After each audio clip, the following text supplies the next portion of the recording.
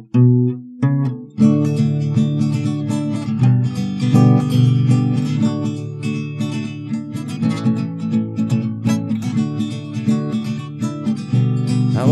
and welcome to Get Fact, Season 2 episode. I can't remember because I never can. Done too many. Today we've got a special guest. He's travelled all the way from my hometown. The one and only, Jimmy O. Hello, how are you? Can I just say I feel nervous that last time I was in a room like this, I was dragged into the door because somebody said I've been working on the side. I had to explain the case. So. Yeah. I'll just come and clarify I'm not getting any payment for this other than biscuits. Yeah, that's good enough. Biscuits. Yeah. That's how you get these days on podcasts. That's a fair payment. That's more than we give. I don't think Liam Tufts gives people money. I don't think Liam Tufts gives them expenses. I think no, somewhere I believe. All right. I give you beer to be fair, don't I? You do sometimes, yeah. That's fair. I feel them. You know what? I'm quite flabbergasted that somebody wants to fucking speak to me. Why? I've been doing this about 18 years and no one's dragged me in for a podcast before. Oh, really? Like, yeah. You're my first podcast. Oh, it's a podcast, but like you, isn't it? I'm capturing all the virgins, aren't I used to do my own one, but you know, that's not the same if you do it yourself, kind of thing. So right. Yeah. I'm here. So, what was yours called? The Jimmy O Show. How come you stopped it? I'm the kind of person who does things and fucks them off. Right. So that's probably that is exactly what I'm like. I've never stuck to one thing, like, because I can do. I started off singing songwriting. Right. Comedy was a complete fucking accident. It was like I was in a band called Clown Prince, and my original thing was to write original music and get a record deal, and that was what I wanted. Yeah. Right. Because anyway, the band I was with was just like. I was wiping the arses of three grown men, and I was the singer. I wrote the songs. I booked the studio time. I sent all the demo tapes. So this is how old it is, like demo tapes. Yeah, back in there. Cassettes. Oh, what? Sorry. Yeah, he's only 20 odd him. I know, and basically, so that's what I did everything kind of thing. And after 2 years, I got us to play in front of some management companies down in London. And the thing is, one of the critiques was. We weren't cool enough because in between songs they'd be like me, talking shit. I weren't like that. Yeah. Or lighting a cigarette, just like, this song's about death. And, so after a good intense 2 years, I'd done music longer than that, but that was the band format. I just thought, fuck it, and I was in free fall for a while, and I thought, what the fuck am I going to do? Yeah. And then I remembered, it's an old cliche this, I was the class clown. Yeah.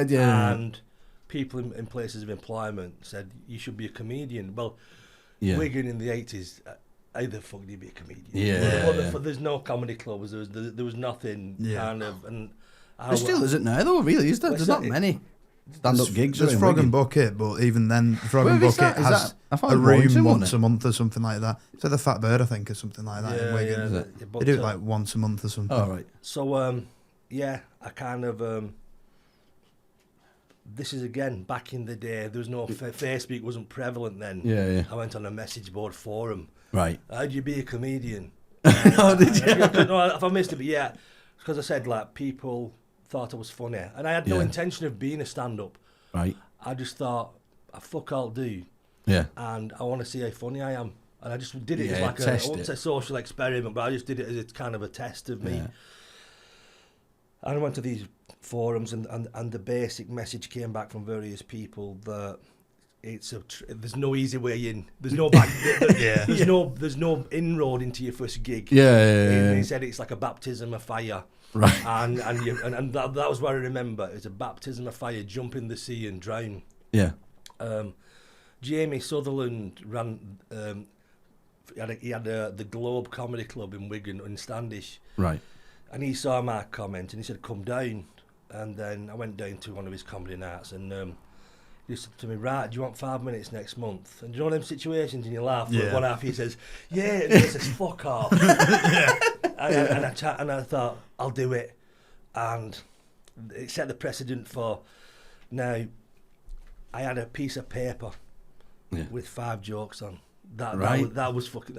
He made that. Let's make my career. I had 6 jokes, but and everybody thought he's going to do a gig, this fella. And my mates came expressly to see me die. Yeah. The girl at the time was just like, and she just came like to watch this. Yeah. And all these people came to see me die, and for some reason, it's actually, to prove I'm not bullshitting, it's on YouTube. I can send you the video of you dying? No, not the video. My first ever gig. Bloody hell. Luckily, it got recorded, kind of thing. And so when was that again? It was 2006. 2006. So, and it was just fucking. It was an amazing feeling. It was like, you know yourselves what it's like for entertainment. Yeah, like that. It's different than doing a video on the internet. You might get little clicks and go viral, but that initial wham of energy hitting, it's nothing like it, isn't it? Cannonball, isn't nothing like it.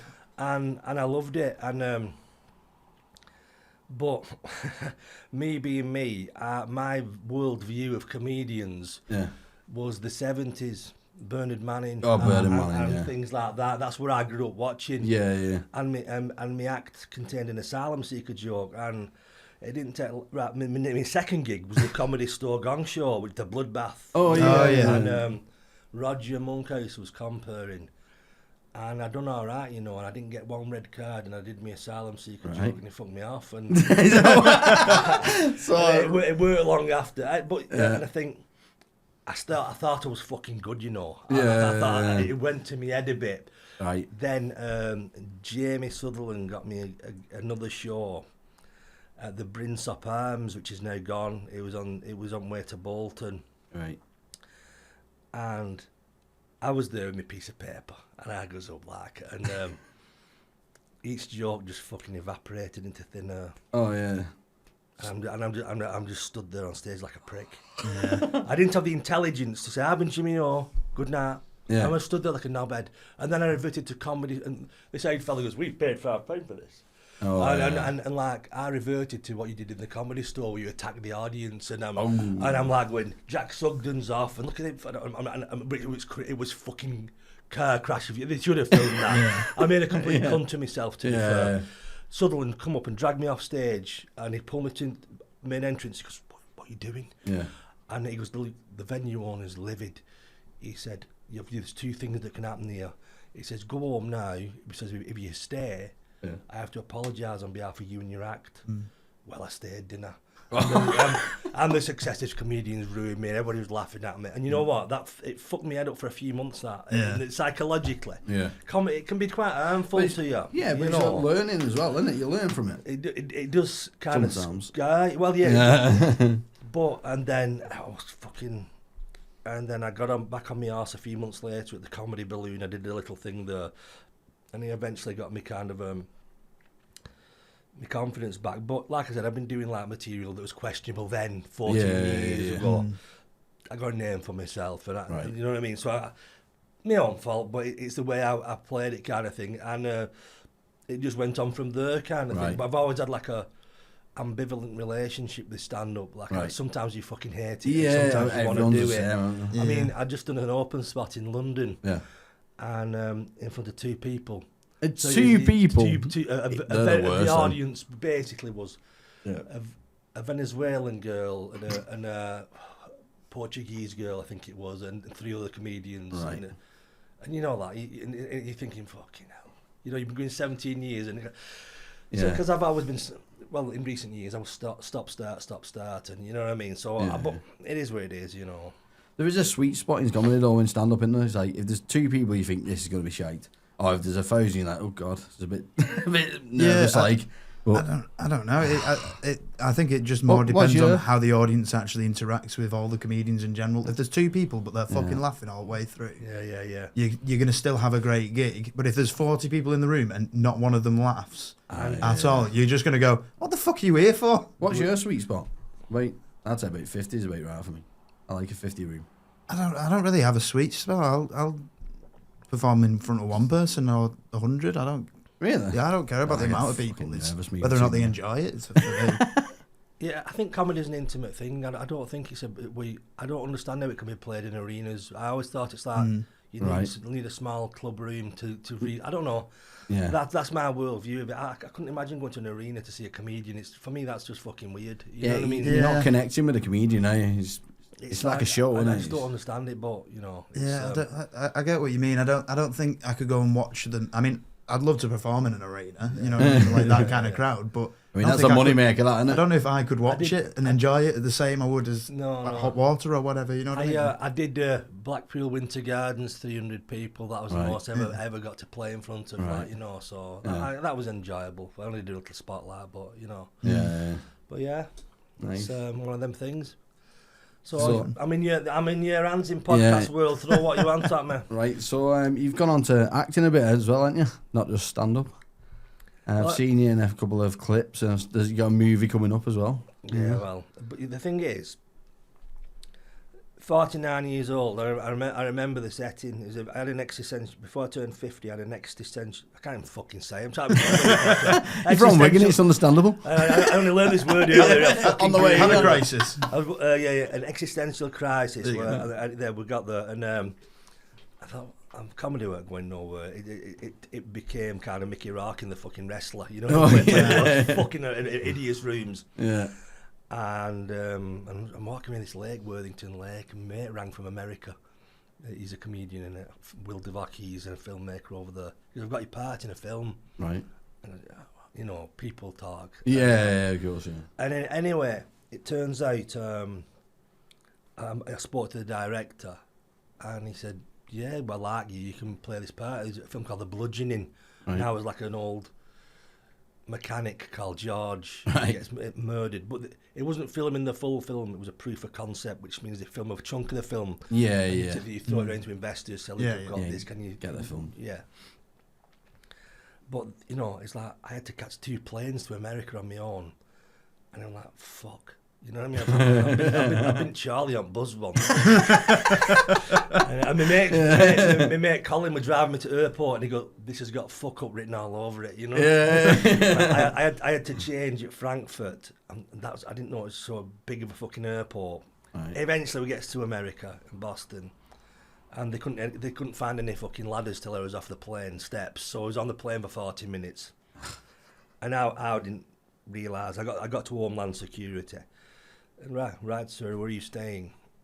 I don't know. Somebody's just picking me up outside. How much money have you got, sir? $800, that's not enough for Boston, sir. And I'll stop the fucking accent. But I got detained. I was in fucking Holding Bay with Mexican cartel and fucking Russians. And I'm like, fuck this, I won't go home. But not having enough money.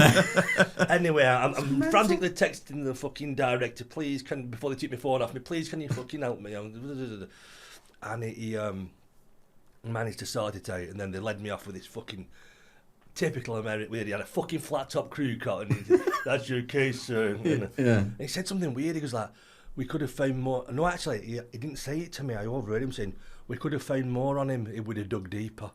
I was like, fucking hell. I'm not spelling my pace, speak close from calling everybody a cunt or something. But, so I goes to America, and it was a very woke film set. And I'm known for being politically incorrect, but I behaved fucking exemplary. Like, this is your big shot. You have to make it right, don't you? There was a big lad with a beard called Summer, and he had a big flowing dress on, and there was a couple, a lad called, his female name was Casey, right, and he had a girlfriend, but he identified as a woman, and she identified as a man, and it was all. Right. But I just took them all under individual kind of personality. You know what I mean? But it was a fucking eye opener. You know what I mean? And anyway, I filmed what was needed. I've actually got I haven't got the trailer. I can, if you want to put it on and stuff like that. The trailer got made. Right. That's the only stuff I got from it. But eventually the film didn't get made. You know what I mean? It was a great experience. Went to Boston, went to Salem, and stuff. And I thought, you know what? Because I'd had acting lessons years ago with a bloke called David Johnson, a well-respected acting coach in Manchester. But what put me off acting was actors.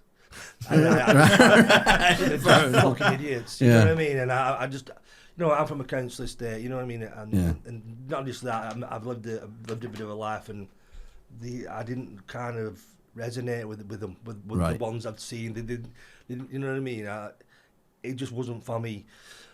And so it really put me off acting. But I thought, you know what, I'll give this a try. And I'd been going to acting classes with Inspire Acting. I just started to give it another try, and I cobbled a bit of a shit show reel together. I was still laughing at shit, and I sent it out to agents, and I got 3 agents interested. I signed with one initially, and she was much fucking good. I just jumped off the bat. So one I was meant to sign with, for one reason or another, I didn't at the time, and I went with the begging bowl, saying, I'm really sorry, please can you give me a chance? And and it's been kind of an interesting journey, you know what I mean? So some of the stuff I've done,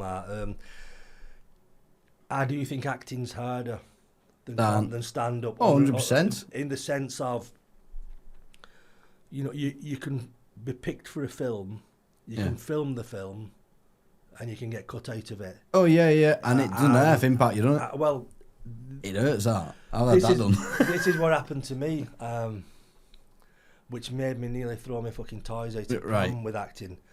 I was picked to be in the Tyson Fury Francis Ngannou fight advert. I don't know if you saw that one. When they had that fight, there's a big advert on where they were punching things. And I remember that. Was a brilliant advert. Well, the scene, I actually went to London and filmed the scene in Vauxhall on a glass suspended swimming pool between 2 buildings. Right. I was a drunk gambler on a Lilo, and basically it was a thing that I was chilled, and then they had big barrels, and basically, and I can verify this because I hate people. I don't want to be one of them people who comes across as a fucking liar. You know, I only tell lies to get myself out of trouble, not to kind of. And basically filmed it all, and I thought this is great. And I was going to a boxing gym at the time, Lee Blundell's boxing gym. And I told everybody at the gym, yeah, I'm going to be in this fight advert. And then they said to me, this advert's on, you're not in it. And I said, what? Well, that's why it makes you look that. And they said, well, there might be another advert, there might be another cut of it coming out. And then there wasn't. Oh, fucking hell. So fucking despondent. And not only that, I was due to get a $4,000 buyout. You know what? When you go on an advert, they'll give you like a few grand to write, we're using you now. On it. That you get, that's your buy off. Yeah. And I would already spent the $4,000, and it's like fucking. And that did me head in. And there's other things that I did an Uber advert, and I only made the director's cut. And I was due to be in a 600-gram film, and one of the leads couldn't do it. Right. And then when he could do it, the DP fucked off somewhere. The director of photography went somewhere else for better money. And it's like, this is the problem with film and acting. You're reliant. Stand up. Effectively, it's you. You go there and they're funny. Yeah. You know what I mean? And that kind of thing. And you're either funny or you're not. You get paid or you don't. Yeah. But with acting, there's so many kind of variables of like, you have to rely on the cast, the crew, the financing of the film might get pulled. Or there's so many people involved. It's so precarious. But the actual acting itself, I do enjoy. It's just all the bullshit that comes with it. It's one of them things. It's the takes that did to me. Like, the amount of takes you do in one scene, you get bored of the same scene. Like, on stand-up, you do it once. If you fuck up, that's it. You fucked up. But on film, it's over and over and over and over the same shit. What I find, I'm more authentic in the early takes. The longer it goes on, the more you find yourself acting. And you know what I mean? And so it's like, well, you're natural with it, with the lines or whatever. Yeah. Eventually you start overthinking. And when you overthink it, you know what I mean? But it is hard. It's good and it's fun, but I've done a few student films, but the main problem is they're done by students. Yeah. You know, and sometimes they're good and sometimes they're shit, but what I'm learning in life now is to kind of appreciate the experience of what you're doing, not be somewhere right. This film's going to go there. It's going to take me to there. So you're putting yourself in the future. Just trying to like, okay, if nothing ever comes of this, I had the experience of being there. I'm not trying to like fucking Eckhart Tolle or anything like that, but you had the experience of doing that on that particular day, and if nothing more comes with it, that's fine. But when you had like big, Tyson Fury's advert, and we were worldwide on cinemas and all that, hey, you fuck, pal. And you looked like you was lying to at the end of it. Honestly, I was there. Like Billy bullshit. You know? Did you get paid from BBC? Yes. Was that, they cut one of my lines. I had 2 lines on a kids' TV show, and they cut one of them and just had me stare at the camera. Because that was funnier than the actual line. But that's now part of your gig in life, isn't it? Just staring at camera. I got like 5. Yeah, it is part of what I do now. Just stare at the camera, just to creep people out. Yeah. It's I was in a gift gaff advert, and they dressed me, and they said we're dressing you up like a fat. It's called. It was to show all that there's the bad in Britain. I think it's not ode to bad. And I got picked as a man spreader, basically a fat slob dressed like a nonce on a boat, doing that wide legs. There wasn't much fucking acting or dress change. Really. Just fucking stuck me on the buzz. Really. You showed up and they were like, "Perfect costume." You want? What are you talking about? Cheeky bastard. Yeah. And so I done that kind of thing. But what I don't like about that is, Billick said anybody who does a commercial is then struck off the artistic register, and I concur with that. Because, why is that? Because you've sold out to the man. Right. You've sold out to the man, and so perhaps that's true. That and I don't think of myself as an actor. I don't like the fucking word. You know what I mean? I lend myself more to comedic stuff. I like to. I'm a performer. Yeah, entertainer, performer. And you can do that in a. I've done that in a chippy. I've done it on the tube. You know, you can make people laugh on a buzz. You know what I mean? Yeah. It's always there, isn't it? You know what I mean? So it doesn't matter about the kind of setting you're in. Yeah. You can do it. Yeah. But you've got a new film coming out, haven't you, as well? Where you was dressed as a clown? There's another theme here, yeah. A nonce clown.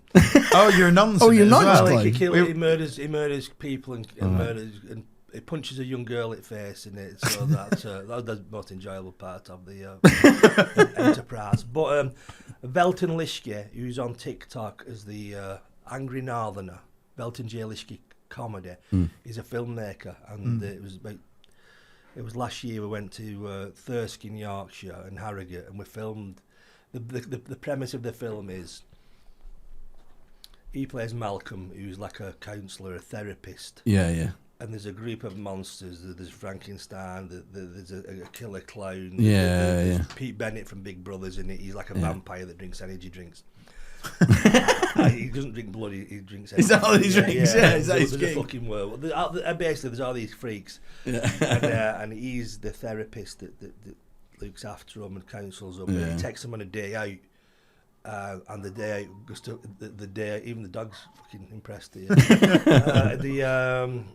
He takes them on this day and there's fuck ups, and there's complete fuck ups. And you know what I mean? It's it was great fun. It was great. The trailer does look good, like it looked like a lot of fun. We had a watch of it before. Yeah, I really enjoyed that transformation. You know what I mean, kind of thing. Yeah, with acting, I wouldn't like it to be a job in the sense of if you're an actor, you have to do anything that comes in. Yeah. Even if it's shit, like Sun Laugh, fucking, I'm by funeral policy, and all this shit, all this stupid, boring crap, you know. But if you can play interesting stuff, and if you can cherry pick what you want to do, and say that interests me. You know what I mean? Well, it depends how much you need the money, innit? Some people are just like acting slagged, and it's like, pick me for anything, I'll work for 20 quid. Well, it's true. All right, no need to call me out, dickhead.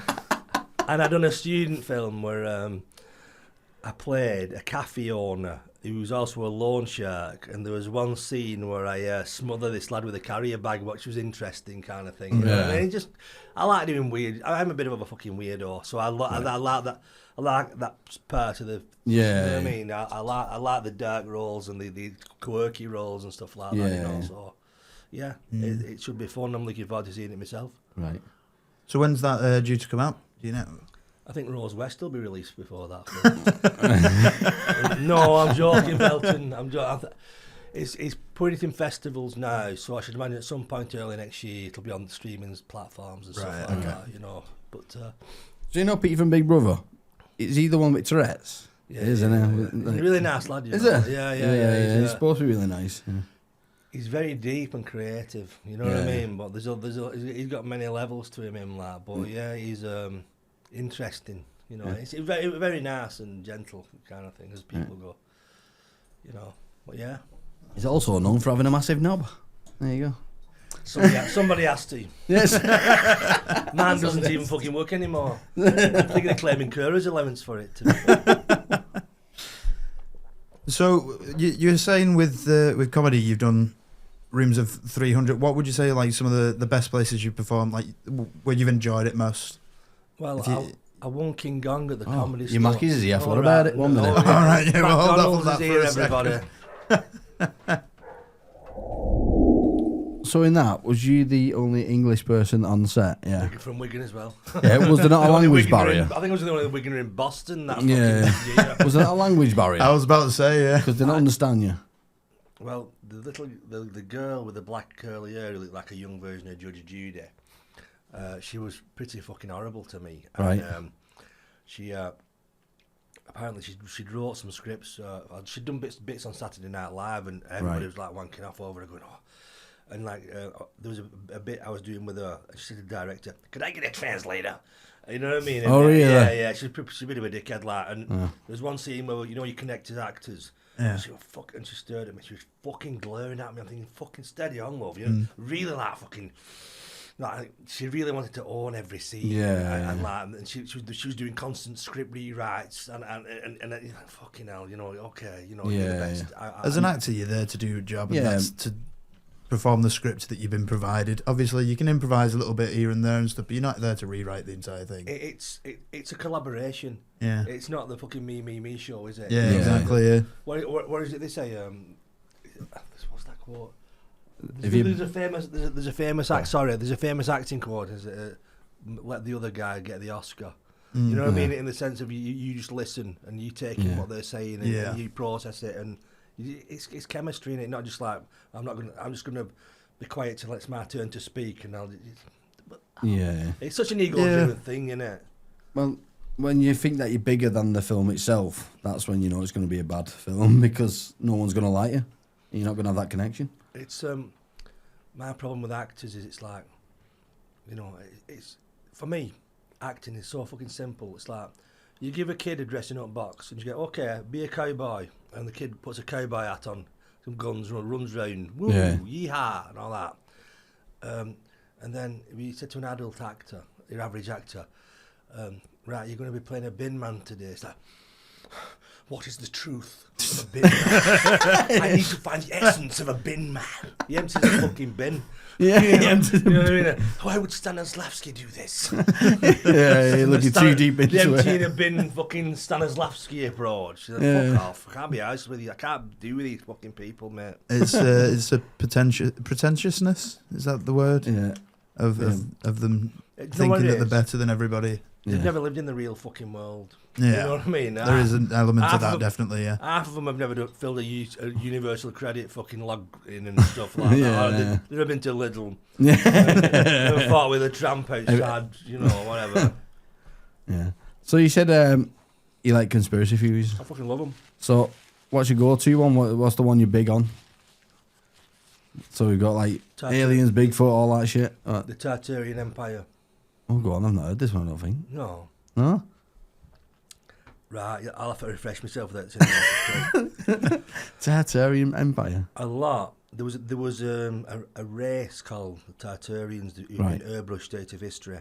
Okay. Right, and they reckon, obviously, a lot of the ancient buildings were built with sacred geometry. Right.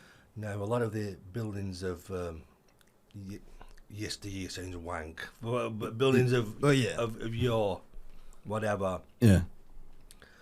They were built. Oh yes, I remembered. Go on. That a lot of the old churches were built in a certain way, using sacred geometry. Every aspect of a church, the basic premise of them was healing centres. Right. They emitted, even from the frequency of the organ. The building was designed. Everything about it was designed to emit a healing frequency. Right. And even, do you know the round windows on a church? Yeah. They're different because apparently each one of them is a different like key that this church for healing different things. It's a cymatic pattern. Yeah. And a lot of these buildings could like generate free energy, and a lot of the older buildings could generate free energy if you look deeper into it. But obviously, there's no money in free energy. As you know, Tesla was ruined.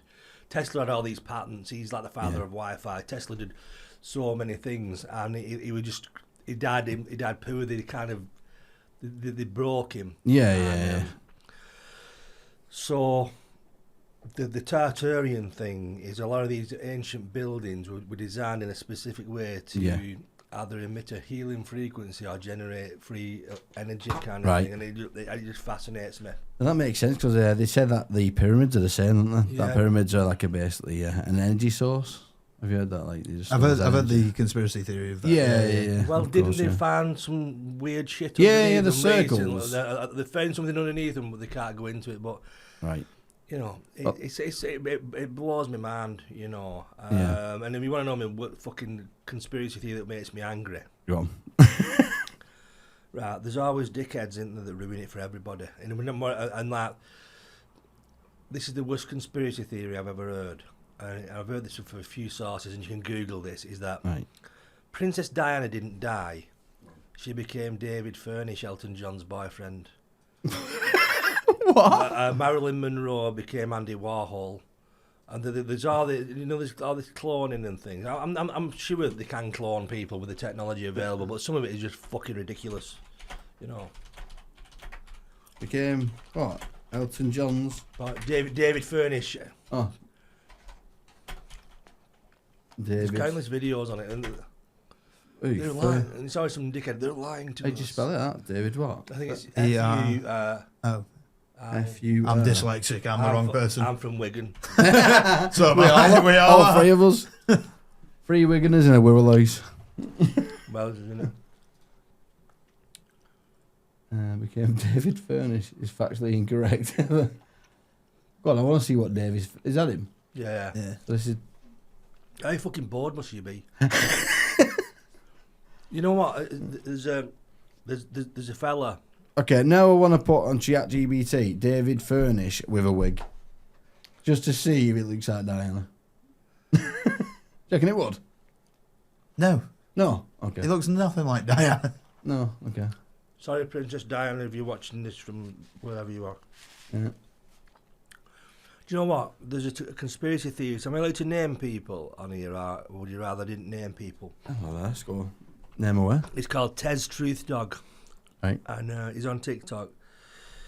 And he done a video, and I reacted to it on one of my videos. And he's outside Aldi. He goes, Aldi is short for all die. And he's going in, and he's like working out the measurements of the windows. He's saying 666, 33 fallen angels. He's like, and it's like, I'd love to know the. If I'm fucking ignorant here, is he really onto something with all these numbers and numerology and stuff like that? Has he just fucking smoked too much weed? You know what I mean? And he goes right Morrison's, look at the colour scheme. And he go outside and everything's like, everything is kind of conspiracy, but there comes a point where you have to think, hang on a minute. It was taking over, and you can't see a fucking triangle without you going, oh, fuck hell. They're here again. They're here again. They're here. The Toblerones. They're here. Well, exactly. Are they Illuminati? Is that the Illuminati's favourite chocolate? No, you can get conspiracy from anything, can't you? Why are they discontinuing them? That's all I'm going to say. Yeah, but I think you do have to be a little bit mental to come up with like these type of things, don't you? But a lot of mental people are clever. So it's you can with anything in life, and you can read too much into everything. Yeah, I mean, so. But a lot. I believe in most conspiracies, but there comes a point where you have to say, hang on a minute, you're just fucking mental. Yeah, you know what I mean? So that's what I think. You know, I do believe we're run by a satanic cabal and everything. I do fucking belong to that, and all governments are about control and. Right. I don't want to get you fucking platform, by the way. I've tried everything. You know what I mean? He's been trying to do it. Yeah, trying to. I'm not succeeded yet. If certain AI will pick up certain words, we're going, fuck you. The only time I've been took off YouTube is when I mentioned the word COVID. Yeah. We had a little 5-minute chat about COVID, just basically saying what happened and that. But it wasn't even the episode got took down. It wasn't even like a controversial chat about it. It wasn't like talking about conspiracies behind the whole thing. It was just. It was just a general conversation about what happened during that time in our lives. Mm-hmm. You know what I mean? Just happened to mention COVID and boom. Well, it depends on what mood it's in. I fucking lost my channel of 18 years and I got it back. Right. This is 666 one? Yeah. Conspiracies. What happened was, during lockdown, my live streams were fucking amazing. I mean, there was like, everybody had cabin fever, and there was the most beautiful screaming rows and nutters just fucking, and it was it was mad time, wasn't it? It was a great fucking watch. Yeah. Now, what a thing that used to happen back then, but it still goes on now. Now, I use StreamYard to bring people on to me, so they can chat on screen with me. Yeah. And all you had to do was you'd look at the name. It's Joe who wants to talk to me. My mate Joe, for example. Yeah. And you'd click on the link, and it would be some troll who changed the name to Joe, and it would flash porn up on screen. And the channel got done for sex and nudity. Now, what had happened? That was 5 years ago. AI is constantly going through YouTube now. It's refining, refining, and so it pulled me for this because I thought I'd cut all these clips out. Right. You know what I mean? And then left one. You must have missed one. I was just thinking, I can't understand this. I really can't understand it. Now there was this fella who's coming in live streams called Rob Zulu Taylor who used to try and set his flat on fire. Right. And he was stripped naked. He was rubbing kebab meat all over his face. This was the fucking level we were working at. I thought it's got to be him. And then YouTube showed me the clip, and it's like a woman fucking piping a man off. And you've got a point. But honestly, I lost my channel for ages, and then I kept appealing, and I don't know if you've dealt with Google. There's no humans involved. If your channel fucks up, you're not speaking to near impossible to sort it out. Yeah. And I give up, and I was like, fucking, because like my channel's never done fuck all. I was one of the earliest people on YouTube, 2006. It's kind of YouTube granddad. Now, Jake Paul bought his first house in the 2 years, didn't he? And I'm still saving up for a fucking loaf. You know what I mean? It's like 18 years later, but it's a big part of my life. It's like almost a historical document of me and the changing face of Wigan kind of thing. In certain respects. And I was fucking despondent, and I tried one final time to appeal, and it just gave me back. Right. You know what I mean? And then I shit myself up because I tried to appeal the strike what I got for sex and nudity. Right. And a different AI said, took the channel off me again, but I got really? I lost it twice, but I got it back in another half hour. I was like, Jesus. Right. Well, speaking of controversies, like obviously you've already said yourself, you're quite a controversial figure in some aspects. I'm aware because you brought it up as well that there's been situations where people have disagreed with you and stuff like that, and been argumentative online and stuff. Could you potentially go into some of that a little bit with us? When I was younger, I was a lot angrier than I was. Okay. And if somebody argued with me, I'd go to fucking town. See, how I fucked myself up comedically. Let's talk about this. I'm happy to do that. Okay. I ended up working for Off the Curb, the top agency. Yeah. I done about 3 gigs for Off the Curb. Right. I have a self-destructive way with me. And this gig come in, I think it was doing Warwickshire or something. It was a theatre though. And they used to pay you after the gig. And back then it was like 200 quid or something. Yeah. And me being me goes, that's not enough. Right. And I'm not doing it. So I emailed Off the Curb saying like, I can't do it, my car's playing up. Some really fucking wank excuse. And they said, well, would nobody else do it? And they're really, really angry. Yeah. And I did it. I did the gig and it went well, but my card was marked then. The top agencies don't want to work with fucking idiots. So you fuck them about. They want people who's on the ball. And I kept trying, and they put me through for a show. I actually got to work straight for Off the Curb, but then they said there's a showcase, you can audition for us. Right. And I did that in Laughing Boy in Kent, and I did that, and I think that Ramesh was on the same bill. Yeah. He was like Ranganath. Yeah. And my card was fucking marked then. You know what I mean? And but as I said before, I did ruffle feathers from basically day one in stand-up. I told a lot of people what I thought of them, and the material I was doing wasn't acceptable then, so fucking hell now. Yeah. But It's so, if you watch the old comedians and stuff like that, it's so fucking sad how comedy's gone now. I won't watch modern comedy because I don't fucking rate it. My thing was the old. See now, what happened really, if you want to analyse it, from 1979 when the Comedy Store, that was the hub of alternative comedy as it's seen now. And stand-up before then was predominantly a working class thing. Like labour clubs and whatever, you know what I mean? There was no comedy clubs. Yeah. The middle classes came in and took over comedy, slowly but surely, to where it is now. Yeah. Now, what I found, there's certain things, you're allowed to make cancer jokes, you're allowed to make stroke jokes, you're allowed to laugh at the poor. You can laugh at Eastern Europeans. I've known that done. I've seen that done on stage many times. There's all these things are allowed.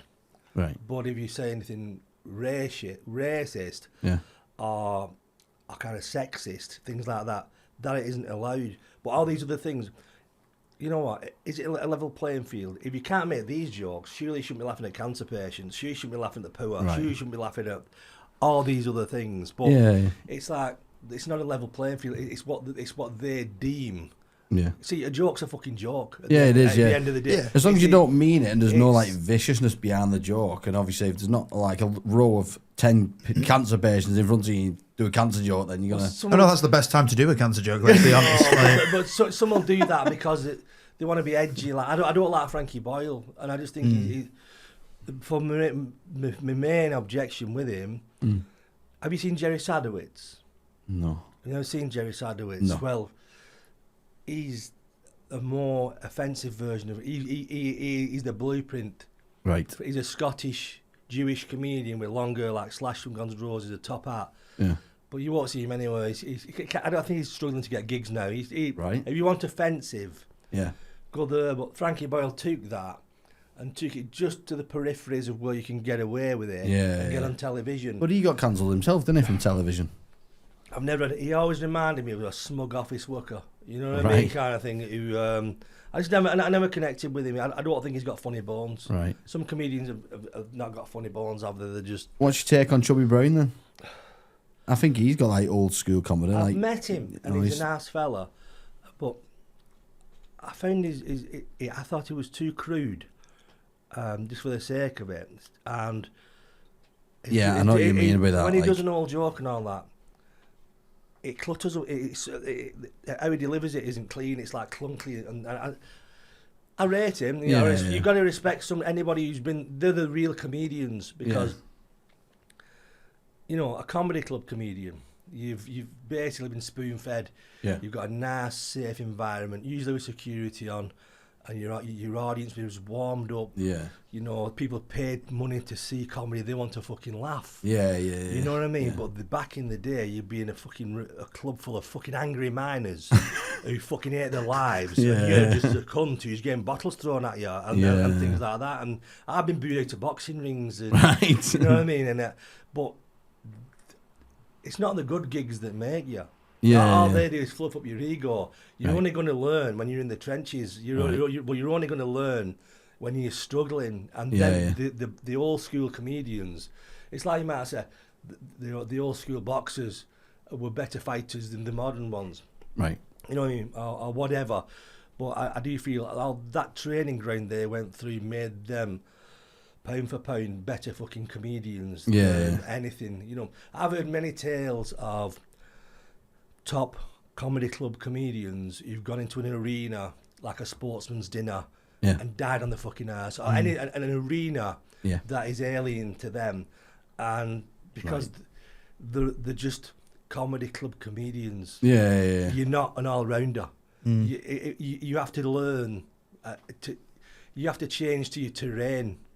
Right. Like not UFC is a mixture. I'm not saying, well, perhaps a bit of UFC might come in some fucking places, like, but you change how you work to your audience. If your audience is one entity, you're just locked into that, and when you go somewhere that isn't as agreeable or isn't as friendly and you can't deal with that, you understand what I'm saying? Yeah. So I forgot what I was saying, but I do think, back to Chubby Brown, I have a lot of respect for him. Do I think is he an idler man? No. But I respect him, and he's good at what he's doing. You know, to knock out that many DVDs. When he says original material, he's wrote a lot, but he's took a lot. But here's one for you, which is not a popular view. And I was thinking about it on my ear. Some old jokes deserve to be preserved, which rhymes. I get that, in the sense of like, if somebody sang a 300-year-old folk song, you won't go hack. You won't have people going, "This is hack." Yeah. But you know what I mean. Obviously, it's good to write your own stuff. But if you can throw something old, there's some great old gags. Right. You know what I mean? That deserve to survive. But we're in a time now. I mean, I went in London doing a few gigs, and for me, I don't know what it's like up here now. It's just a spoken word. Right. They're just talking, they're waffling shit. Yeah. And every so often they'll say something mildly humorous. But if you cut away all the fat from what they're saying, there's about like a 40 seconds of comedy. Yeah. You know what I mean? Yeah. And it depends on the style of comedian, though, doesn't it? Because a lot of comedians are storytelling comedians, and sometimes people get locked into that story, and then the laugh at the end is great. Yeah, I feel like, especially at the minute, like storytelling style of comedy is the most popular style at the moment, and people are trying to imitate that, even if it's not their specific style. But again, then you've got the one-liners and stuff like that. I think storytelling is a bit lazier as well, though. It can be, but there are definitely some people who do it well. Yeah, of course. Do you know what I don't like about it? Go on. The audience is silent. I like. Bang, bang, bang, bang. Well, we're an all right mix. So we're alternative comedians. We're a double act when we're on stage. Yeah. And are you two together? No, not me and him up there. Yeah, they're double act. We do. The main one that we do is Straight Man and Idiot. I play the idiot, and it's just a lot of mishaps. I mean, it's nothing's, not groundbreaking comedy that we're writing. A lot of your stuff should be offensive, but because the character you play is not offensive, I love that about it. I've got quite a few jokes which really push the line just because of what I'm saying, but people take it as a joke purely because I'm playing the character of the imbecile who doesn't know what he's saying is wrong. Do you know what I mean? So we get away with it, but it makes it work for comedy clubs. It makes it work for workers clubs. We've done things just in pubs, all that kind of stuff. It works well for that because sorry, no, that's fine. Trampled over you then. I apologise. Edit that right. It's fine. Yeah, that right.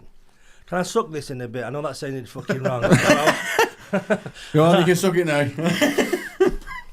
Right, do you know what? If you watch the great comedians, a lot of them, they were the joke themselves. So the material was... If you watch Tommy Cooper and shit like that, if anybody else did that material, they'd be like, it wouldn't be funny. Or Charlie Chuck. I mean, that's where I'm coming from, these old comedians where they'd go on stage and they were the fucking gag. They'd walk on stage and people would start laughing kind of thing. Yeah. And the more affable and agreeable you are as an act, the easier your job's going to be. Right. That you get a comedian like Bob Monkhouse from back in the day, and he struggled a lot because he came across as very smug. Right. So he had to work harder than somebody who just walks on stage like he looks like a dickhead, and people go, and then it comes out with something because you've kind of you've disarmed the audience in a way, kind of thing, And I've seen comedians over time, and they condescend to the audience, and they just sometimes it'll work. I'm on my first gig. There was a girl comedian, and I suppose in the comedy clubs you can get away with it more. And she started talking down to a Wigan audience, and they just she died on her ass, like, you know what I mean? But it's we've only done one show in Wigan, so I do want to ask you about that myself, just like from experiences of doing gigs in Wigan. We found the joke that did the best for us was we were hosting a show, and we had a Canadian comedian on called Jordan DeShatam. I don't know if you've heard of him. Very I don't have nothing to do with comedy. Hate it, they're all wankers. He's a very funny guy, but basically we were setting him up to come on. We were hosting the show, and so Jack goes, so the first act up tonight is a foreigner. And as he says that, I shouted, "Get him!" And the audience fucking loved that because, it was a working class Wigan crowd. They're going to love A joke like that. We're all Nazis. Exactly. And then Jack goes, no, it's all right. He's one of the good ones. He's Canadian. So, you know, that kind of stuff works in Wigan. So you know what works were like fairly quick in a show. So we knew, right, they're going to like those kind of jokes. We can work on stuff like that. How have you found Wigan audiences in general? Well, you reckon? I'm kind of well known in Wigan I've been doing this social media thing for 18 years, and it's in like a wanker. Now I'm more well known than ever, right? And it's spreading out into other places and stuff. But so I have grace. I have a sense of grace. Not always. I've done some gigs where I've died on my fucking ass. They're an hard audience, but I've done things like sportsman's dinners. Like when I first started, I mean, it's kind of these. You have to learn, like a sport mentioned before, different audiences. Like I did a lot of stag shows with strippers as a compere. Right, they're supposed to be bad, aren't they? Well, strippers are horrible people for a start. No, I didn't mean the strippers. The worst type of women everywhere. But not only that, I did one in Macclesfield. I never did well on them. Never did well on them. You know what I mean? But it was good experience. You know what I mean? For fucking trauma and whatever. But and I did one in Macclesfield, and there's a fella at the front just going, "You fat cunt." You fat cunt. You know what I mean? Jesus. It was my uncle. But it's in answer to your question, for the most part, I've done all right because people know me. But there's always been an occasion. I've done sportsman's dinner, and then it's a really small, intimate sportsman's dinner where there's table. You're on the top table. You call it a top table. It's a fucking pasting table. The chairman is some cunt who drives a fucking forklift at Amazon all week. But at weekend, I'm the chairman. I'm pleased to meet you. Yeah. Oh, thank you, chairman. You get to sit near the chairman. And the secretary is some doddering old cunt who you have to point in a straight line. And you know, all these people who just full of self-importance. And the point being, you're there, and then I've had people going, not laughing, and going, "You fucking booked him." You know what I mean? Just fucking booked him. That's fucking rubbish. You know what I mean? Like, and then people saying like, "You did a new job, you lad." You know what I mean? I remember coming into this place once, and this woman says, "I think you needed a better act." I says, "Don't worry, love. I got fucking paid before I went on." You know what I mean? Fuck off. Yeah. You know, that's what I hate about it. Is how judgmental, especially when you go away from the comedy clubs and you go into that kind of almost a real, the more, for want of a better word, the more authentic world of comedy. The dark, it's just like how you judged you are. Yeah. And you walk into a venue and there's always some little twat at a bar going, "He doesn't look funny to me." Yeah. You know what I mean? And you have to deal with all these fucking they judge you before you're even on, don't they? But it's the irony of that you're the trying to make people laugh, they're judging you, and you're just like, well, fucking get up and do it yourself then, dickhead. It's, you know what I mean? Like, you know what? At least we're trying. But saying that failed on you, didn't they? Someone said that to you when you did get up and do it. Yeah. So. I did. I had a little bit too much to drink. I judged someone on the comedy, and he went, "Well, why don't you get up and do it?" I went, "All right," did it, and then fucking killed. He weren't too happy. He ran me over. Fair play. Yeah. know, it's but and the weird thing is hecklers as well, because you could get somebody who's completely disrupted your fucking show, ruin your gig. They're the first people to run up, shake your hand, and go, "I really enjoyed that." Oh really? Yeah, and it's like what to try and cool it. They don't understand that they fuck the entire gig. They like to feel like they're a part of the show a little bit more, and them heckling does make them feel like that. So sometimes with heckling, I suppose at some point you have to stop the trade-off, otherwise it just becomes a complete fucking trade-off, and everybody else is like, what? And it's just this, and you know what I mean? As you start running, you run into lands, and he just becomes more of a dickhead. Yeah. So at some point, I think you have to know when to stop with hecklers, kind of thing. Otherwise, they just fuck things up. But like, they love it. Thanks, mate. You know what I mean? And I love Jimmy Carr for that. He shuts people down pretty quickly, like with his jokes. Like he'll give him a minute to speak about what he's saying, and he'll just come out with a joke, and it's like, that'll be it. Game over. Shut up, dickhead. But yeah, it's an hard job to do, isn't it? Kind of thing, you know. It's hard on the fucking nerve. I think after once you've learned the art of dying on a stage, you're all right. You know what I mean? And I don't know. I've still not act that. That's what I did last. In my last gig, I died of my hair. Stood there looking at people for about 2 minutes. But I enjoy it. I quite like it if we're dying on our ass, because it just means I don't give a fuck anymore. Like, they're not enjoying it. Let's just finish what we're doing and just have fun with it. What you have to think sometimes is it comes back. What you have to think is like, they might go work tomorrow and say there was a shit comedian on last night, and then that's it. They don't give a fuck. You know what I mean? And you should, as soon as you learn after a bit to drive away, fuck it. Use a fuck, you know what I mean? And you know, but it's interesting, isn't it? It's character building. It should be one of the. It should be the SAS should be put through stand up. You know I mean? The social skills and all that. Yeah. For like emotional terror. So do you do better down London or worse because people wouldn't know you as much down there, would they? Or do they? Well, recently I've done about 4 shows. How are you getting there? Flixi Buzz, which is like it's just like are you just driving down there all the time? No, it's called a Flix Buzz. I was going on train. I spent a lot of time in London with auditions for fucking various roles. But I've discovered the Flix Buzz, which is £30 each way, which takes you like 10 years to fucking get there. But so just stay down there, or? Sometimes. I never. I think one at Shaw's it cost a few £100 to do it, and I got paid a tenner, which right. Commercially viable, no. But the first gig I done recently was supporting him out of trigonometry. Francis, is his name Francis something? There's a big podcast called Trigonometry. Right. Francis Foster, I think his name is. And I supported him, and that show went well. One of the other shows had one person in the audience. The other one was a woke crowd. I got on all occasions you get laughs, but it's like how many laughs do you get, you know, kind of thing. Because you know, I'm pretty much a dinosaur compared to. So is it one of these here? Him with the glasses on. Oh yeah. And he said he remembered me from years ago on circuit, you know, and I don't fucking remember him, like, you know what I mean? Yeah. So yeah, but he's doing well with that. Right. Excuse me. So what was the other bit? Oh yeah, London. Sorry. So do you do better then down there, do you reckon? Or? No. It's like that trigonometry gig I done alright. They done good. Right. But they're just spots I'm doing.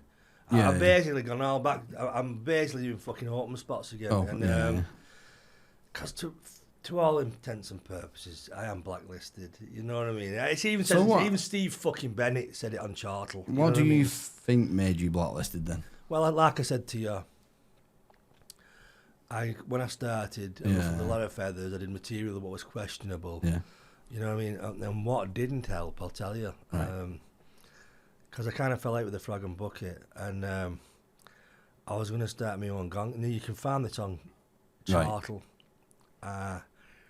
I was going to start my own gong show called the Mop and Bucket Gong Show. Oh, God. Yeah, and the logo was similar to theirs. Oh. Well, they kicked off and they were threatening legal action.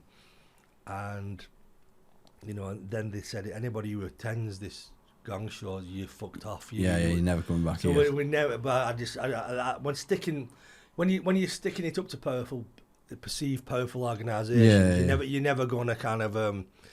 But it is what it is. Do I regret it? No, it's just fucking laughing at, you know. You ruffle feathers. You know, I'm still here. I'm still doing stuff. You know what I mean? I'm not. I'm kind of like a perceived like an outlaw in that kind of. I'm on the peripheries of things. And I just do my own thing. So. I occasionally do stand up. I would do stand up if I'm offered it, kind of thing. I don't really subscribe to the modern worldview of woke. You know what I mean? It's just I can't be arsed with it. You know. What It's I mean? alien to a lot of people now. It's changed a lot, isn't it? It has changed a lot. It's just even to me, I don't believe in that. There's 70 odd genders and all that. I can't get my head around that. I think there's male, female, and trans. I would put trans because I think some people are trapped in the wrong body. I do believe that. If you want to identify as a radiator, I've got a problem with that. I've not got a fucking problem with whatever you want to do. I've got. This sounds wanky, and I hate saying this. I've got a mate who's trans. Yeah, you know what I mean? Like a virtue signalling young comedian up on stage. Hi, everybody. Yes, I have black friends. I hate white. They're white. I hate white people too. Aren't white people racist? Yeah, I have gay friends, and they they do an whole fucking checklist before they do the material. Yeah. Basically saying, please give me more. Yeah. Yes. I fit into the narrative. You know what I mean? But I forgot my point. Yeah. When it becomes like a hammer, when it becomes laying the law down and things like that, it's just, it ain't for me. You know, people see, that's where I got in trouble with the LGBT. You know, let's get on to that. Right. Now, 2017, Wigan Council announced that they couldn't afford to empty the bins. Every 2 weeks it became 3. Right. But a friend now at Wigan Council said, well, do you know they're giving thousands to Gay Pride? So me being me, I just made this video. It weren't funny, I don't think. I said, look, you've no money to empty the bins.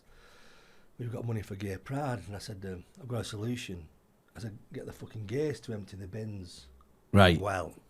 So like a joke type of thing. Well, like I said, I don't think it was that fucking funny. Right. It's just me. I'm a shit poster. I'll post anything. Yeah. Anyway, following day, I get a phone call off the local newspaper, and they said, "Yeah, we're running a story on this video you've done. I would like your side of the story." And so, something that was how much is your side of the story? There's going to be a police investigation. And I thought, for a start, no, there's fucking not. You know what I mean? And so I just basically said, look, I'm saying what a lot of people are thinking. And I just kept, I was hard line with it, saying that's what I think. Well, I made the front page. I've got a copy of it in car. I forgot to bring it in. I've got have you actually brought it with you? Yeah. And a double page spread. And the local MP, Lisa Nandy, had her say, and all these various dignitaries were saying he's a dinosaur, he's talentless, he's bitter, he's stuck in the past and that. And so that was me fucking done. From being unpalatable, that was the final nail in the coffin. Right. And it is what it fucking is. You know what?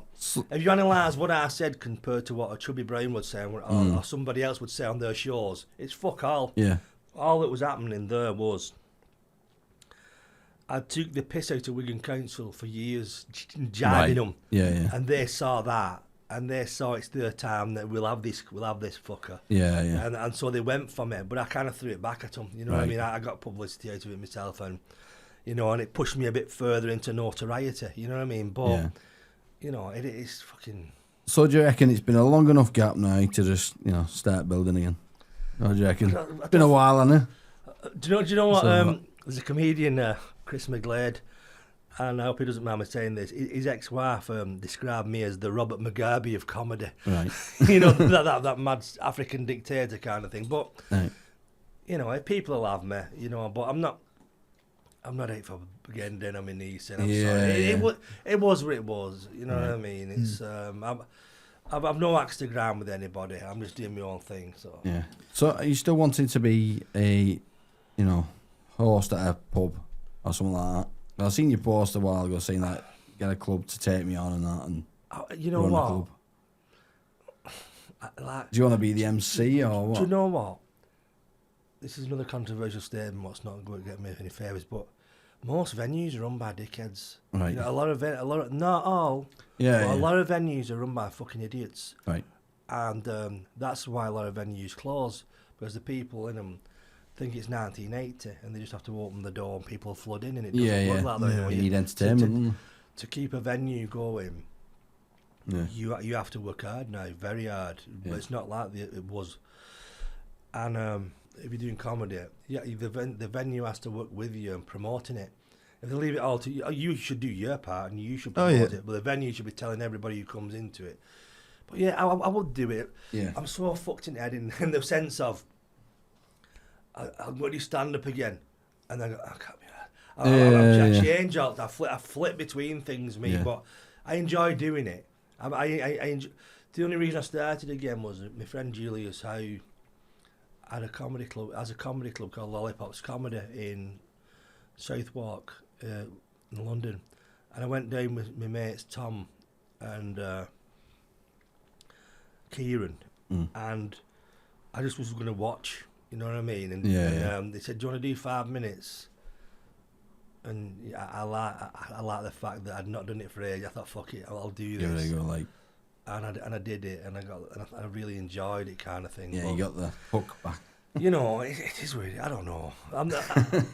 I'm gonna fucking let the universe take me where. You know, I'm not making plans anymore. It's just.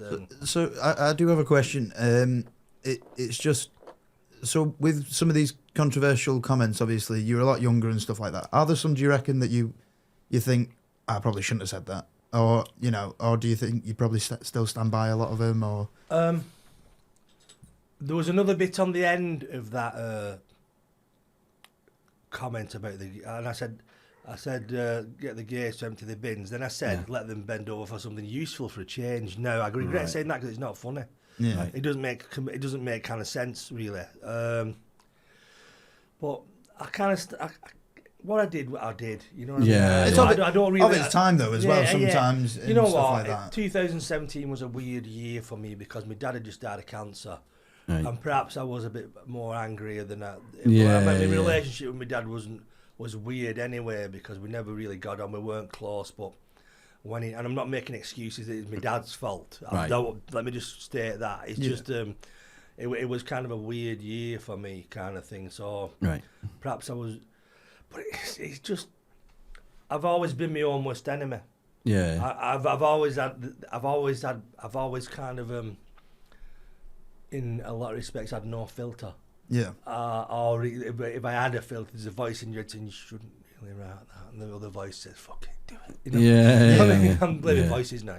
That's why I did it. But am I still as self-destructive? I'd like to think I'm slightly less self-destructive, but some people have good memories, and some people just think, well, fuck you. You know what I mean? You made your bed and lied. You 15 years ago isn't the exact same as you now. Yeah. Realistically, people. No, I mean, not necessarily change, but people. Well, it's one of them. You know what I mean? I've no problem with gay people. I'm not. People perceive you in a certain way, don't they? You know what I mean? Yeah. And what I found, I mean, with the thing in Wigan, I regularly get threats of violence where people just say, well, we're coming finding you, we're going to fucking do you. Yeah. And it's just for making videos, and I'm not targeting any specific group now. It's just me ranting and raving. I'm just doing videos, and a lot of the videos, I'll be truthful with you, I think are shit. I just fucking throw stuff up. Yeah. And I've actually heard you say that on a few videos. I don't know what I'm doing. I'm rambling on. This is shit. What am I doing? That's not me fishing for compliments. It's just I say something, I'll fucking throw it up there, and I won't be stroking saying that's great ad. You know what I mean? It's just if people, obviously, why do I do it then? Okay, like all performers, I have this kind of deficit, and I need the approval of others. Oh yeah, I have that. Anybody who stands on a fucking stage, of course, is a liar. And why? If you be a dancer, a singer, whatever you do, I do need the approval of others. We suffer from some lack. Yeah. Somewhere down the line, with me, I never got the approval of my dad. Right. So that kind of was. Like I said, I never wanted to be a comedian. It was all fucking complete accident, if you will, and but it is it is what it is. It is. I have how do you find yourself on like comedy? Do you reckon you're any good at it, like remembering other people's jokes? I've got a quiz for you, basically. Do you mean like how do I perceive myself? Or no, I've got a quiz for you. And it's bits of different people's jokes, and you have to tell me which comedian said it. Is it modern comedy? Because it's a bit of all. Well, if it's modern, see, I don't watch modern comedy, so we'll try it. Give it a go. Do you want to play along as well? I'll play along. Yeah. Let's see if we can get it. Okay, let's do this. I've got a terrible memory though, so I don't reckon I'm going to be any good. Oh, you won't hear this. All right. That's the theme song. All right. What was happening then? That was fucking. Him actually raving. He's like, what's going on here? I thought my fucking KFC had come. So, Number 1. It's a multiple choice. It's a comedian that said this on one of his gigs, and you have to tell me which comedian said it. So, I told the doctor I felt invisible. A. Tommy Cooper. B. Eric Markham. C. Ken Dodd. Or D. Frankie Edward. Tommy Cooper. What are you going for? B. It is Tommy Cooper. Oh, yeah. Well done. Smashing it straight away. Just got to go A all the way, innit? Get some right. I was born in 2002. I don't know this shit. Study the greats. My family tree is a shrub. Victoria Wood, Les Dawson, Billy Connolly, or Ronnie Barker. I would say Les Dawson. Les Dawson, well done. I didn't even answer. Oh yeah, I forgot you was playing. No, it's all right. Yeah, okay, you can play. See, I think really a lot of younger comedians, and that's no disrespect to them. Yeah. They don't look back to all that stuff. A lot of it's looked down on. Yeah. A lot of it really is looked down on as fucking shit. But I think comedy's changed a lot. If you look at really old comedians, some of the jokes are just like very simple jokes. But back then, it was all laughing their heads off, and you think, oh, it was a bit shit. But it wasn't back then. It was fantastic joke back then. I think comedy's evolved a lot. Do you not think though the basic premise of a comedian is to make people fucking laugh? Yeah, of course. Yeah. First and foremost. But if you go out and go, knock, knock, do you know what I mean? So that used to be funny. But no, it's just that I'm sick of hearing it. You know what? I fucking love libel jokes. I really fucking I love. And there's a section in my act where I pull Christmas crackers open and say this is new material, and I'll do that. My favourite kind of humour is the anti-joke. Yeah. You know, like try to fucking. One of my favourites is Norm Macdonald. He was very much an anti-joke kind of person. Yeah. You know what? I kind of. I'm not sure. I don't. I know you're not meant to get it, but I think that it's shit like why did the boy drop his ice cream? Because he was hit by a buzz. You know. There was actually one that his son told us one. How old you like? 11. 11 years old. We were in Mackey's, and he goes, "What's black and white and lives in a cave? A zebra avoiding tax." We were like, "Where the fuck have you heard that from?" That's my favourite Norman MacDonald joke. It's the only one that made me laugh. It's like, why did the lunatic throw the clock out the window? Do you know this one? No. Not off the top of my head. Because it reminded him of serial knife rapist Richard Clark. That's a good gag. That. What was the one I heard earlier? It was. They say a journey of 1,000 miles starts with one step and ends 1,000 miles later with you collapse probably in some desert somewhere. Yeah. Like that's a pretty good one. Yeah. I love that style of humour, and there's a comedian. I only found about this comedian later on because a comedian from the northeast. His name's Gavin. I can't think of his second name. He's quite well known. He pulled me up after a gig I did. He said, "Did you like Neil Hamburger?" Right. And I'd never heard of Neil Hamburger. I've never heard it. No, I've never heard. And he does this character. He's like a lounge comedian. Right. And his material is pure anti-jokes. Yeah. But it's all scathing against celebrities, and he's worth a look. But where I got my love of anti-jokes from Jerry Sadowitz. Jerry Sadowitz would do a lot of that shit kind of thing, and he was one of me. But anyway, you're doing a fucking quiz. I'm just. Oh yeah. All right. Yeah. Okay. 4. I think we're on 4 anyway. Oh, we're on 3. Oh yeah, 3. I used to be indecisive. No, that one's an air one because that could be anyone. Tommy Cooper, Roy Walker, Markham and Wise, Bob Monkeys. I would say Roy Walker. It would probably have been easier if you'd done the full jokes. I know. Yeah. This is what ChatGPT does for you. I was on the last minute. So, are you going for? I don't have a clue. Okay. It was Bob Monkeys. We'll do 5 of them. Number 4. People say nothing is impossible. Jimmy Kerr, Eddie Izzard, Ken Dodd, Spike Milligan. I don't even know who Spike Milligan is, me. Spike Milligan, I'd say. You don't know who Spike Milligan is? I don't think so. Fucking hell, lads. Oh, is he good, him? Oh, her. It's just.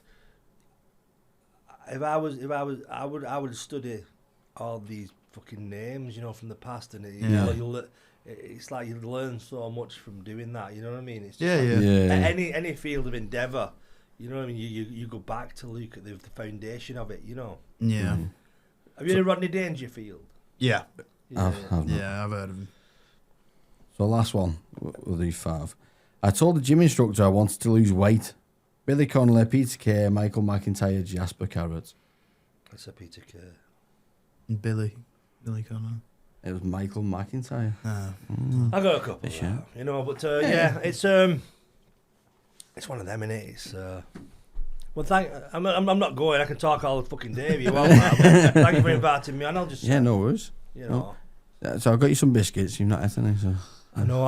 You're not a fan of chocolate ones. Am I the first person to ask for a rider on your show? Like a rider, you know what a rider when you it's like demands for like things like no. You know, like with musicians where they go, I want M&M's but only the brown ones. No, sod that. I think it was it not Rolling Stones that asked for that?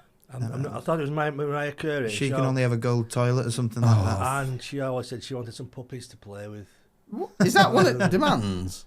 Yeah, well, that is weird, isn't it? A lot of them do it. Finding puppies, just like some off street. Like the M&M thing is actually apparently it's more of less of like just being controlling pricks, but also more just to be like, are they actually going to care about us at this venue? Because if they take the time out of their day to actually sort out this very minuscule thing that anywhere else would think, why the fuck am I going to do that? Could be a prick and say I want a Kawasaki 350 and you can just for see if they do it. Yeah. See why they jump. And just trash the Kawasaki. You get a little BMX or something like that. Yeah. What would you ask for then? If you was like a big famous person and you go into a big gig and you ask for one thing of them, what would you want at your gig? Some Stella. I don't know. Some Stella, is that easy man? Easy man. What would you go for? Viagra. Fucking expensive in the go on stage fucking stoned up. Some Horlicks and Viagra at my age, you know, so it's like and do the full set erect. Just don't even mention it, just standing there. Fucking hell, if it gets erect, mate, I'm going home. Part one, see how long you can do the show for before. Yeah, that'd be brilliant. So music-wise, you said you started off with music and stuff. What kind of genres would you say that you would go down more frequently? Well, you know what? One of my big influence was Morrissey and the Smiths was my big thing, but the problem was I think I lent on them. I lent on it too much. Yeah. When I sang, I sing better than I speak. I don't sing like this cunty voice with this Wigan. I don't sing with a Wigan. I don't. Well, it's funny a minute, but basically, you know, I actually met the Smiths' then manager Joe Moss. Yeah. He was the first man. He managed this. There used to be a magazine called Loot. This was a newspaper called Loot, and musicians used to advertise in the. And you'd get some. I'm sure a fucking weirdo fucking rang me up once to meet at a train station, and he was hanging about in a car, and I just wouldn't get. I don't know. There was a. I ended up fucking off back home, but you get liars. You get nutters ringing you up saying, "Yeah, I played at the Budokan Arena in Tokyo before," and all that. You know, but never left his mum's fucking bedroom. Point being, through this magazine, got talking to Joe Moss, the man. Joe Moss, right? I'll fucking wind back this story. There used to be a band in the 90s called Marion. Right. The Britpop band, they were called Marion. Now, it transpired the singer was going through some problems, and the band were looking for a new singer. Joe Moss, who used to manage the Smiths, started to manage them, and so I answered this advert and got to meet him and stuff, and like a little puppy, and I went into Joe Moss for me, and I thought, what a dream it would be for Joe Moss from the Smiths to find me and manage me, and he just said, "You sound too much like the Smiths," and you know, and that's what I wanted to. But influences was, I love all kind of music, but back then it was kind of the Smiths were a heavy influence on the kind of thing, you know what I mean? But music, I love fucking all music, you know. Once again, if you're gonna do music, you need to, there's a big. It's not. You don't just look at one colour. There's an whole palette of shit to, you know. And the more genres you're into, the more twist into what you're doing and meld into what you're doing. Yeah. If you just listen to the fucking Stone Roses all the time, you know what I mean?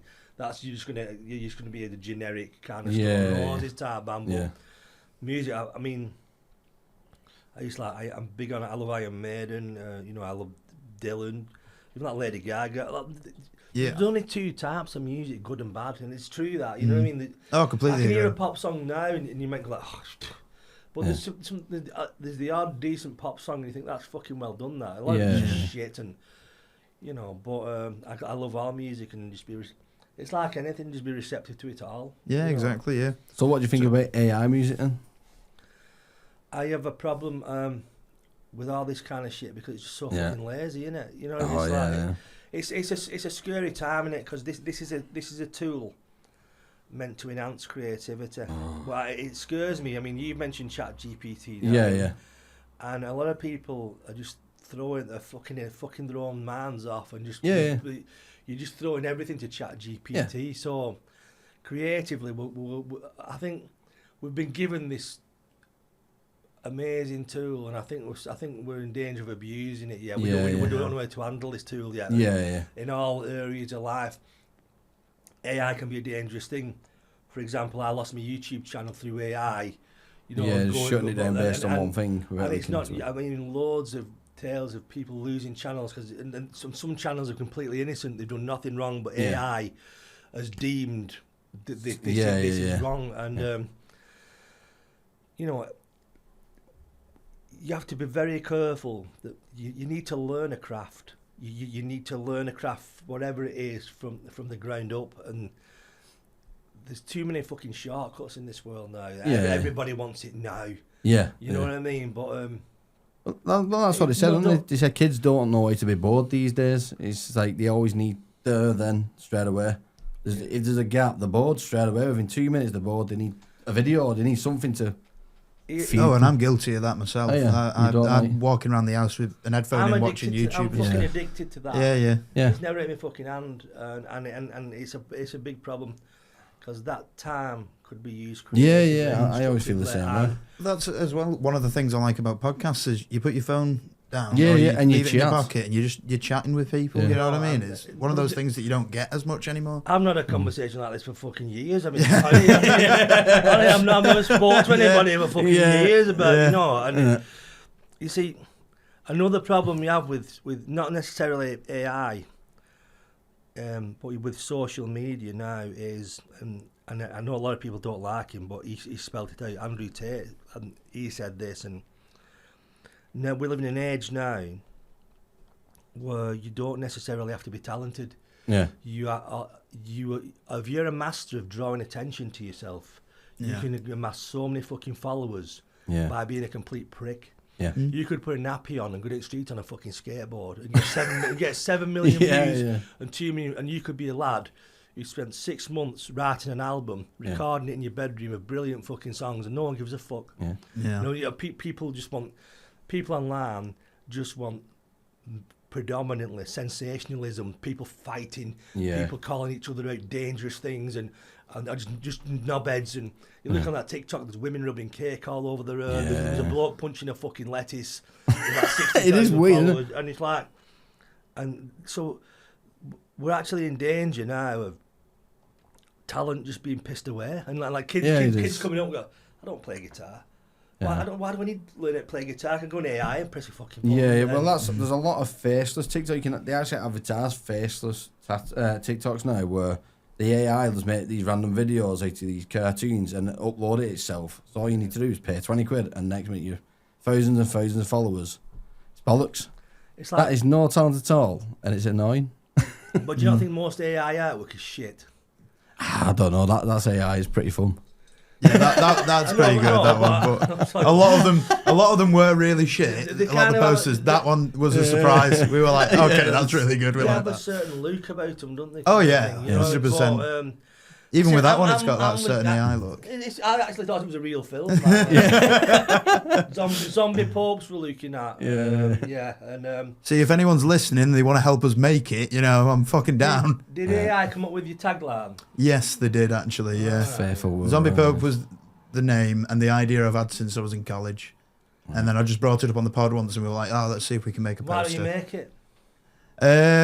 It's a you fucking you don't know any big popes, idea. do you? No, not yet. Well, do you know what? It's a big idea, and hopefully one day I can. Yeah. But Another scary thing is now, I mean, actors might become a thing of the past in the sense of you can Get someone's face. AI will advance so much that you can say, okay, let's set a scene 1940s Paris.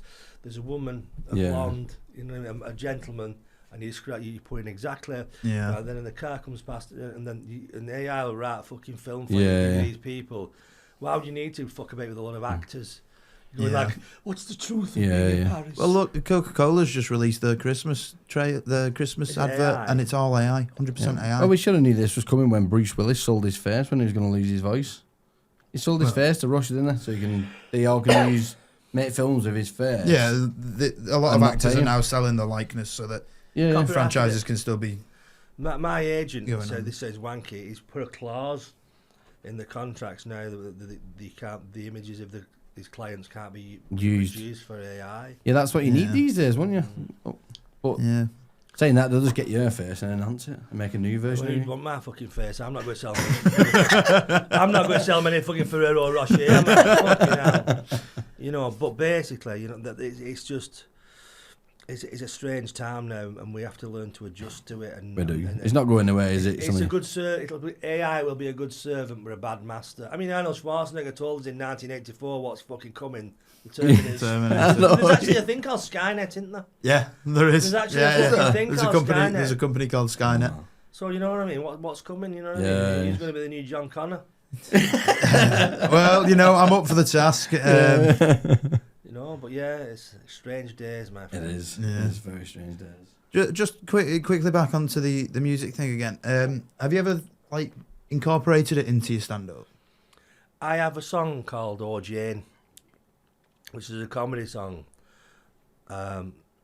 See, it talks cheap. I don't like talking me what I do up. People fucking find it and they like it. No, I don't want one of these wankers who sit here saying I'm great at this. Yeah. I just do what I do, and people can. Anyway, now this song was about a lad we knew. It was basically, I'd never wrote a song for 5 years, and Right. I was at my mate's house and there was a guitar on couch. And this lad had been after sleeping with this girl called Jane for ages, Yeah. and he thought himself a stud. Right. Now he got to do the deed, and he couldn't get wood, and then she fucked him off, and he was begging her to and one more chance. And I wrote a song, and was Jane, it was the cocaine. You know what I mean? And you can play it. I can find. There's a video to it. You can play it if you want to make the. But basically, I used to. For one time, I used to sing it. I used to sing it with my act and stuff. Yeah. But I just, I just didn't keep it up. Right. You know what I mean? Pun intended. Hey, Pun intended. the comedy never stops. But yeah, and, it's me. The trouble with me is, I'm so fucking scatty in the head that I'll stick at something for so long and then fuck it off and fuck comedy. I'm going to do music again. Yeah. And then 2 weeks later, fuck music, I'm going to acting. Yeah. And I'm in this perpetual cycle of just still always creating, well, always doing something, but, so that's why it never kind of stayed in the... Yeah, I've done the same for ages with podcasting. Like, I'll have a break from it and think, I can't be arsed with it, and then I'll do it again. I'm like, I bloody enjoyed that. Why have I stopped? Do a few, and I'm like, I'll have a break, and then that break becomes, I can't be arsed now, and I'll come back to it again. It's... Yeah, I was a bit more consistent than it that. It is, yeah, and I think your podcast is actually keeping my podcast going. Yeah, because you just want to do it. It makes me want to do mine. It's you've got a really nice setup here, and you've got a rather impressive beard. I'm sorry. Oh, thank you very much. Really appreciate that. Did it take a long time to grow that? No. I shaved it last week. Really, yeah. Fucking shaved, man. Used to. No, I'm joking. It's about 6 months or something like that. I'm just lazy. Like a mountain man. I'm lazy as fuck. Yeah. That's what it is. Right. Shall we wrap it up then? Yeah, can do. Yeah. 1 hour 40. Nice. Have you got anything you want to plug? No, I don't think so. I've got some homemade chutney at car if you want to try it. But... The Wigan Joker on YouTube. Yeah, I've got some social media. Yeah, social media. He's on Facebook. I'll find him there. Valium as well.